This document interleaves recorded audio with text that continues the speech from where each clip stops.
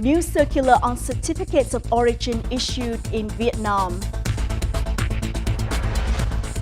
Vietnamese startups to go global.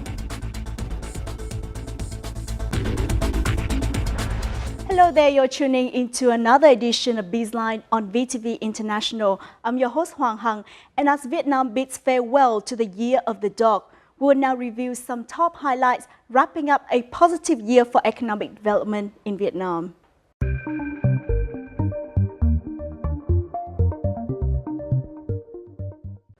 The Ministry of Industry and Trade has issued Circular Number 3 stipulating the Certificates of Origins rule in the Comprehensive and Progressive Agreement for Trans-Pacific Partnership, otherwise known as CPTPP. The circular will take effect from March the 8th this year. Vietnamese goods exported before the effective date of this circular, certificates of origin granting agencies and organizations shall consider granting certificates of origin forms to enjoy tariff preferences under the agreement and regulations of importing member countries. Only when the origin requirements are met can Vietnamese products be exported to new markets to enjoy preferential tariffs. This is a strict rule of origin to prevent countries that are not members of the agreement from taking advantage of tax incentives. Foreign direct investment or FDI pledge to Vietnam witnessed a significant yearly increase of 52% to $1.9 billion in the first month of this year. The Ministry of Planning and Investment said on Monday, the manufacturing and processing sector retained its crown as the most attractive sector to foreign investors, accounting for $1.19 billion or 62.4% of total registered capital. The science and technology sector beat the retail sector to rank second with $185.6 million or 9.7%. Among 51 countries and territories investing in Vietnam, Japan remained the leading investor with nearly $364 million, followed by the Republic of Korea and China. The food and drinks processing industry has seen growth of 7% in recent years, with more and more foreign investors deciding to pour money into the sector. According to experts, the food and drink sector is now taking the largest proportion of monthly spending for Vietnamese, around 35%. Export turnover for food processing and agricultural products totaled more than $40 billion last year. Vietnamese products have successfully reached many technical standards and quality barriers and are present in 200 countries, including the US, Japan, the Republic of Korea, and the EU. For foreign investors, the abundance of agricultural products in the country is an advantage. Vietnam is considered one of the top 5 food baskets in the world and among the 50 largest agricultural exporters. According to the most recent data published by the General Statistics Office, Vietnam's Consumer Price Index or CPI only increased by 0.1% over the previous month and 2.56% over the same period last year. As January is the month right before the Lunar New Year, people's consumption often soars. However, January CPI only increased slightly because abundant supply of goods for date had been well prepared beforehand. Compared to the previous month, 9 among 11 of the main product and service groups increased, with drinks and tobacco increasing the highest. Commercial banks are taking rapid measures to ensure ATM service quality and safety during the Lunar New Year holiday, when there is high demand for cash transactions. In Hanoi, the funding for ATMs makes up $18 million per day, up from the usual $11 million per day. The demand for cash withdrawal in just a month has reached billions of dollars. Service providers are asked to check their ATM systems to ensure card payments are secured. Attention must be paid to upgrading software and the operation of cameras and maintenance to ensure ATMs are working efficiently. They must also supervise the operation of their ATM networks, especially in industrial parks, export processing zones and densely populated areas with high demand for cash to proactively detect and promptly solve any technical problems. Deputy Prime Minister Trịnh Đình Dũng just signed a decision to approve a scheme for enhancing air connectivity with tourism markets. The plan is to open new routes, increase the frequency on the existing routes between Vietnam and key tourist markets around the world, including the US, France, England, Japan, South Korea, China, Thailand, Singapore and India, and open new domestic routes connecting key tourist areas of the country's northeast region, central Vietnam, south central coast highlands, Mekong Delta and Phu Quoc Pearl Island, contributing to the development of the tourism sector. Those are some economic highlights over the past week. Up next in our crosstalk, we'll discuss the strategies for Vietnamese startups to go global. Stay tuned.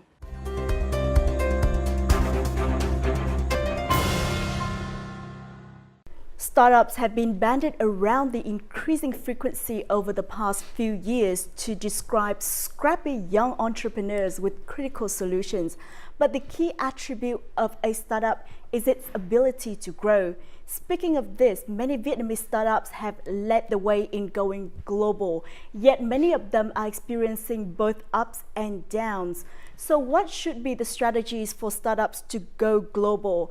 Are there any common formulas for all the startups to swim overseas? Our crosstalk today will show you more. But first, let's take a look at the following clip. Easy Cloud is the first Vietnamese company to offer hotel management solutions abroad, with a presence in 5 countries around the world. Other Vietnamese startups that have successfully gone overseas include Fasco, Biketing, VnTrip, Design Mold. These are just some of successful Vietnamese startups who went overseas. According to statistics from the Ministry of Science and Technology, Vietnam has more than 3,000 startups businesses operating, compared to with 1,800 in 2015.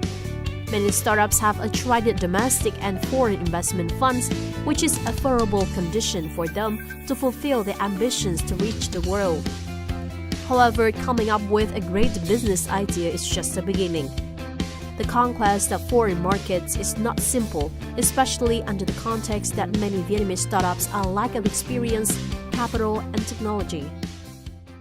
We have in our studio today the 2 main guests who will join us in our following talks. First, Bobby Liu, currently the Senior Director of Topica EdTech Group and also co-founder of Topica Founder Institute, and Quân Lê, co-founder and CEO of Bandied, a fintech startup headquartered in Nigeria, London and Hanoi. Well, thank you so much for joining us.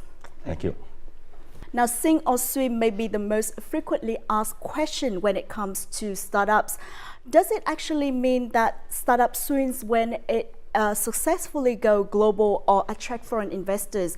Bobby, could you tell us a little bit from your experience? The fundamental explanation of swim or sink is survival. And then you become Michael Phelps when you're able to go global, right? It's not easy building any kind of business. It's not easy to go alone in doing what you want to do, especially in disruptive spaces. So yeah, it takes a while to build the startup to a certain level of scale for acceptance. And during that period of time, basically, if you're still surviving, we call it you're still swimming. And obviously, unfortunately, a lot of startups, do not survive that, initial period, 2-3 years. A lot of all these startups, I think the good founders, right? Even though they may not survive the first couple of years, usually a lot of them would come back and do something else later, a second startup or third startup, and eventually they do swim and then become a success. And what about Binkabi, Quân? What are your orientations? Okay, so Binkabi is a startup in financial technology, and we are a platform for issuing, trading, and financing commodities on the blockchain. And at the moment, we focus on both domestic and international markets. For domestic markets, our first market is not in Vietnam, but actually in Africa. So we actually based in London, but work mainly in Africa, in countries like Nigeria, Ghana, Kenya, and South Africa.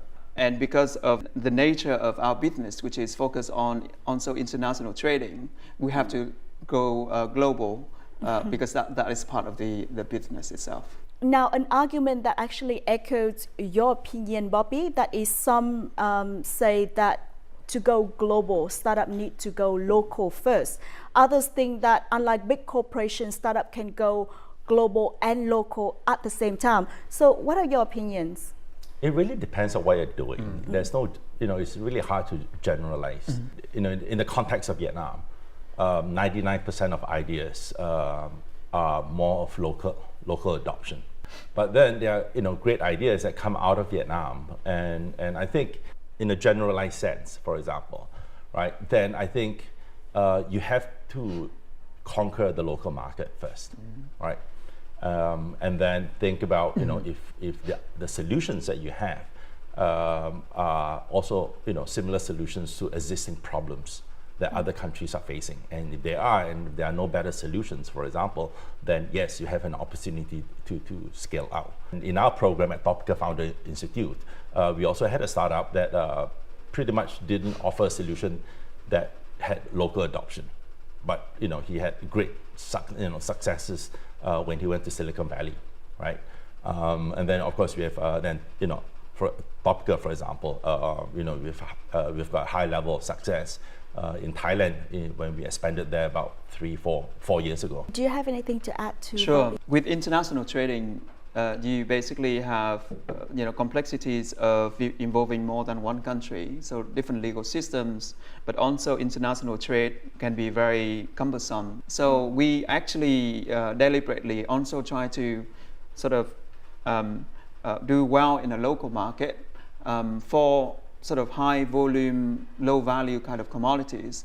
And then for international market, we only focus on some very specific commodities like rice and cashew nuts, because those are the existing flows between Vietnam and Africa, and there's a lot of issues in there. But we are not trying to do every single thing in international trade. To understand more about the Go Global strategies that startups can adopt, we will be speaking with our reporter Dai Chang in the studio today. Hello, Dai Chang. Well, thank you, Hoàng Hằng, for having me. While many startups often ask themselves whether to go local or go global, and I totally agree with Bobby and Gwen's viewpoints that startups today need to acquire the domestic market first, and they only go overseas when they are big enough. Now, this can be seen through the cases of FPT, Viettel, Ohang, and Gia Lai, and these are the very prominent examples for this strategy. And going global is different from going local, as you need to do lots of researches and in terms of market entrance, customer targets, and market segmentation. And all these require the accumulation of experiences and capital. However, startups can skip this step, or in other words, go global right in the first phase. And this reminds me of the Flappy Bird app by Nguyễn Hà Đông, or even Binkabi Quan, right? So what about your comments on this strategy, Quan? You're right. So these days, for some kind of startup, especially when it comes to software-based startup, we can actually go global.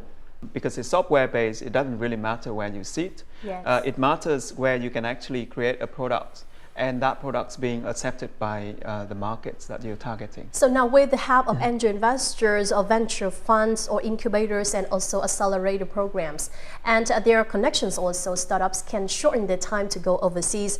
As part of your business have connected you with those stakeholders. So what are your comments? Our program, Topical Founder Institute, this program is run in 6 different countries in Southeast Asia, but globally, is run in 180 different cities.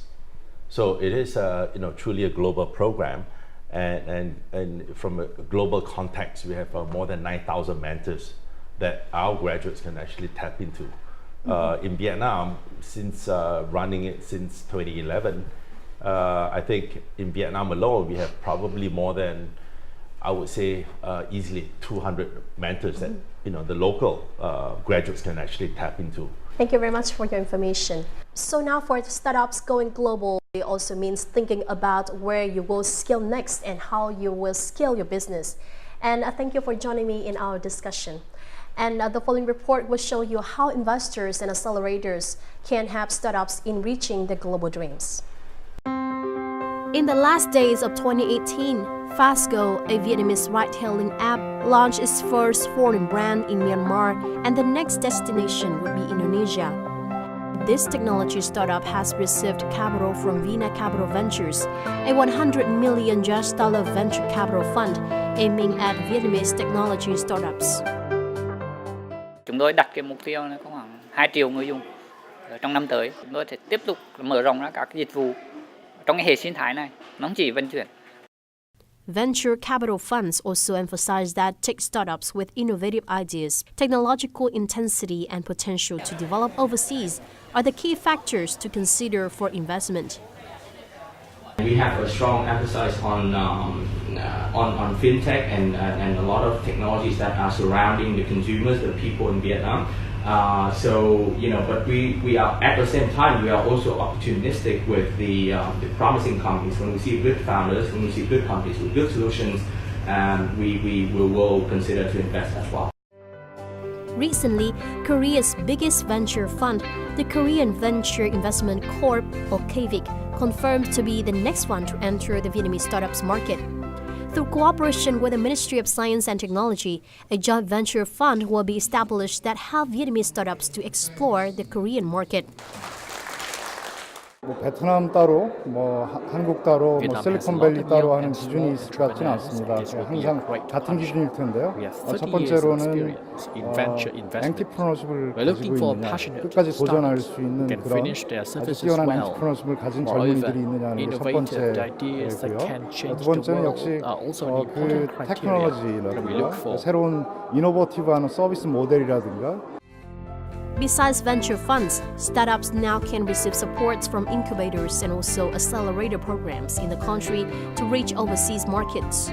Launched in January 2017 by FPT Ventures and Dragon Capital, Vietnam Innovative Startup Accelerator, or VISA, has become one of the most prestigious startup accelerators in Vietnam. Chúng tôi đang hoạt động theo mô hình là Venture Builder, có nghĩa là chúng tôi sẽ cùng đi cùng các cái startup. Chúng tôi có những cái chuyên gia hệ thống mạng lưới có thể giúp các startup giảm đến cái thời gian ra thị trường nhiều nhất có thể. Đấy, ngoài ra thì chúng tôi đồng sáng lập quỹ Visa là quỹ tăng tốc khởi nghiệp cho các công ty startup tại Việt Nam.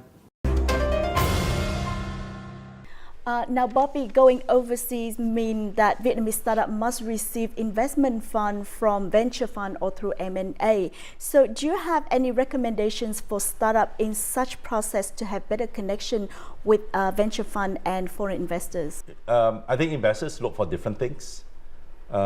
Some investors really do look at local domination, especially the bigger brick and mortar business. For startups, yes, I think if you have a great product to solve and great solutions to solve existing problems, and these problems are not necessarily solved in the best way outside of Vietnam, for example, then I think that presents a great opportunity for startups. And when that happens, investors will kind of sniff you out, right?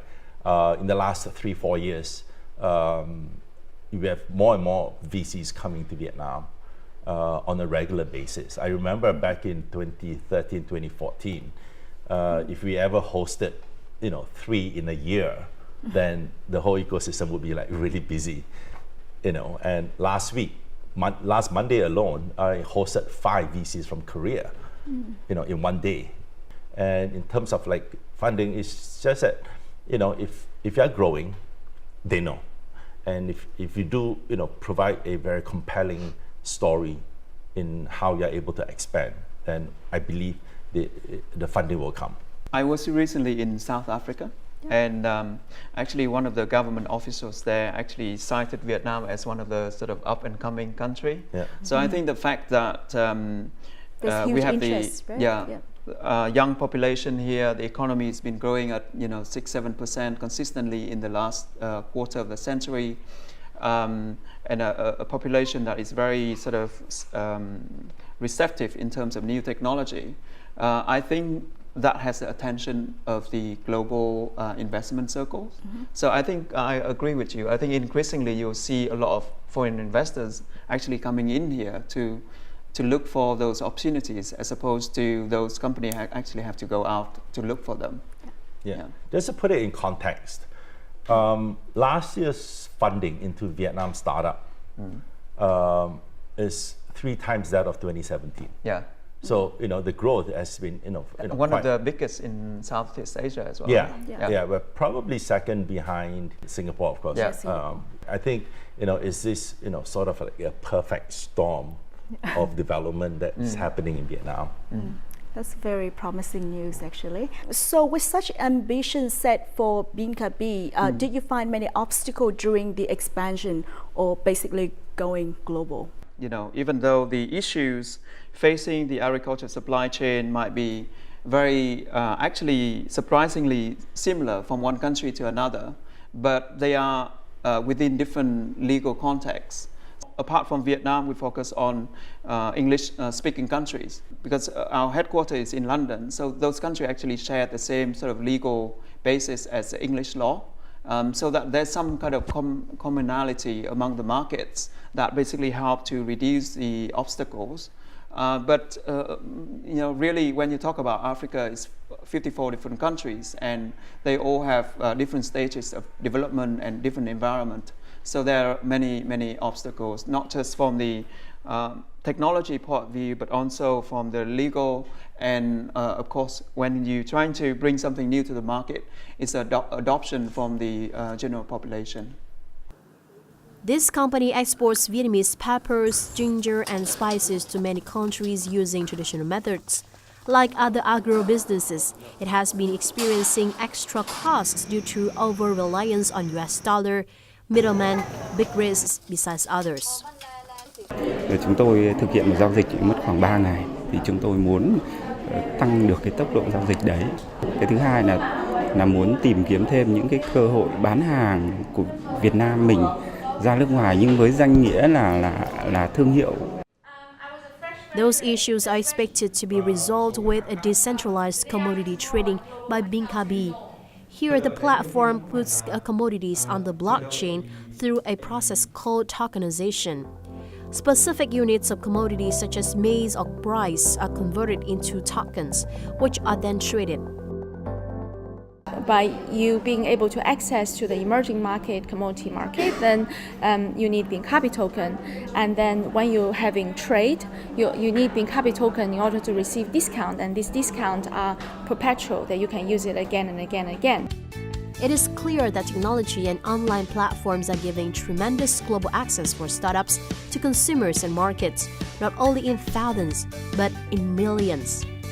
This suggests the government and citizens embrace the revolution because it is happening across the world. Cơ hội này là cơ hội rất đặc biệt, nó cho phép một doanh nghiệp Việt Nam sẽ có một vị thế rất đặc biệt nếu mà chấp nhận cái cuộc chơi toàn cầu này, chấp nhận cái cạnh tranh trong digital transformation thì sẽ trở thành những công ty hàng đầu thế giới. Held in Da Nang City last December, TechFest Vietnam 2018 was with the guiding principle, from here to global. The event attracted partners from around the globe such as Singapore, Malaysia, South Korea, with $8 million committed for startups projects. Under the framework of TechFest 2018, Prime Minister Nguyễn Xuân Phúc also proposed establishing a national startup center.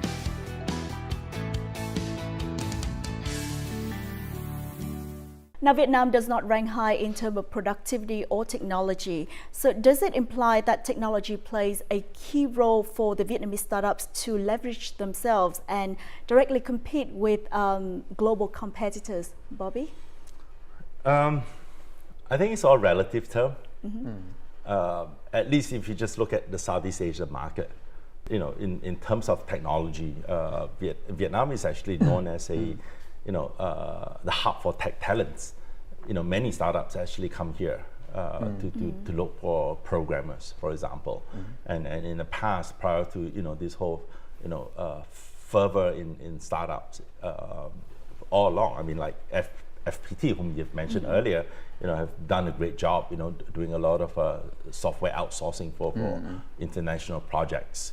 Generally, Vietnamese are quite entrepreneurial. I mean, look at Quan, right?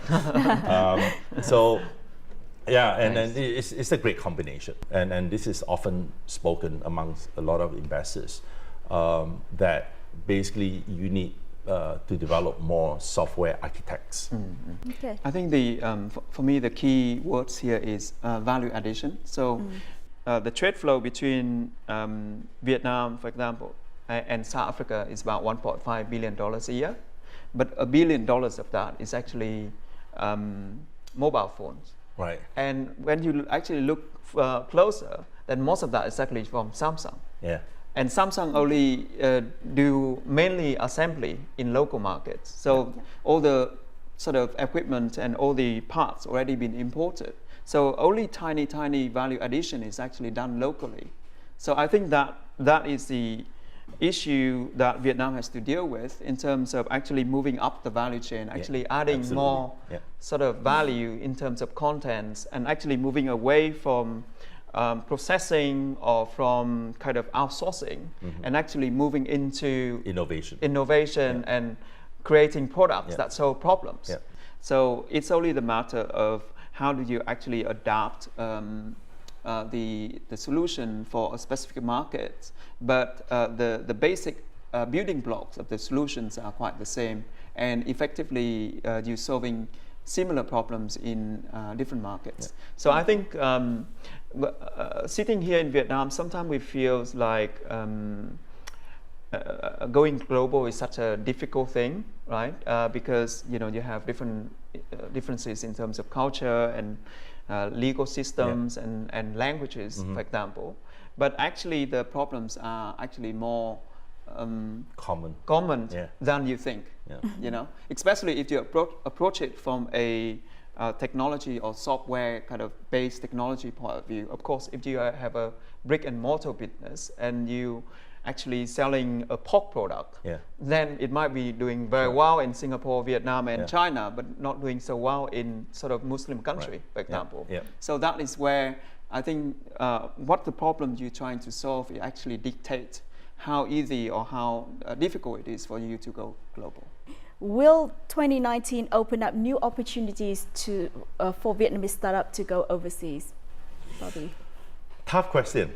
I think the momentum is strong in terms of connection network, and yes, the opportunities are definitely there, and I think the opportunities are even better, I would say. I mean, a good example would be VNG, right? There was no need for them to even expand outside, and they are already, a certified unicorn, right? For Topica, from education standpoint, again, is solving a common problem, right? Providing, skills, upskilling, the emerging market people, right? And that is a common problem, and I think we have a fairly good solutions for that. And so in terms of scaling in that sense, it's really not that difficult. Yeah. It seems like we just enter a new growth phase in Vietnam. So I think there will be a lot of opportunities here. So for the startup that sort of focusing on solving a particular issues, I think there's enough opportunities in the local market. I think looking across Southeast Asia, even though it has different sort of countries, different languages, different barriers, but actually those are opportunities in themselves. Sure. Because of those barriers that the startup that can solve those issues make it difficult for other startups to get in. Right? So because of high barriers to entry. Once again, thank you for our guests. Thank you. And that also wraps up our last edition of BizLine for the Year of the Dog. From our team here at VTV International, enjoy your New Year celebration and don't forget to join us next year for more economic news from Vietnam. In the meantime, do log on to vtv4.vtv.vn or youtube.com/vtv4go for more of our programs and updates. Thanks for joining us and Happy New Year.